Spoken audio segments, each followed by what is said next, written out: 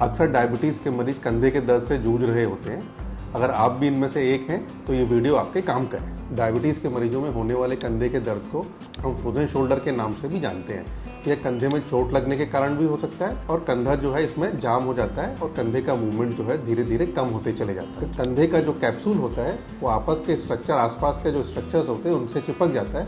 इसकी वजह से कंधे का मूवमेंट जो है वो कम हो जाता है। शुरू में मरीजों को सिर्फ रात में ही दर्द होता है। धीरे धीरे जब बीमारी बढ़ती है तो उनकी रात में नींद भी पूरी नहीं हो पाती, नींद खुल जाती है।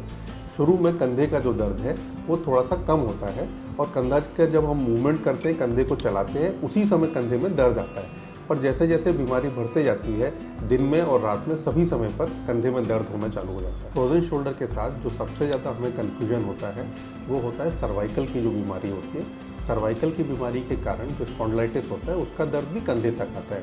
तो आमतौर पर ये बहुत कन्फ्यूजिंग होता है कि ये दर्द कंधे से आ रहा है, फ्रोजन शोल्डर का है कि सर्वाइकल के गर्दन से आने वाला दर्द है। इसके लिए हमको एक चीज़ का ध्यान रखना पड़ता है, जो सर्वाइकल से आने वाला दर्द है उसमें कंधे में ही सिर्फ दर्द होता है, पर कंधे का जो मूवमेंट है वो पूरी तरह से हो पाता है, सब डायरेक्शंस में हो पाता है। फ्रोजन शोल्डर की समस्या का निदान बहुत आसान है। इसमें हमें कई बार इंजेक्शंस की जरूरत पड़ती है। इंजेक्शंस लगाना है और कसरत करने से आमतौर पर अधिकतर मरीजों को इससे आराम लग जाता है।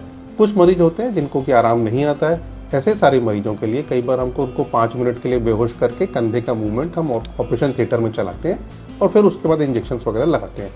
बहुत ही कम ऐसा होता है कि किसी मरीज को अगर बहुत ही ज़्यादा तकलीफ हो और आराम नहीं आ रहा हो, है ना, उपरोक्त है ना दोनों तरीकों से, तो फिर कई बार ऑपरेशन करके और जो कंधे की जो मांसपेशियां जाम हो गई है उनको हमको अलग अलग करना पड़ता है।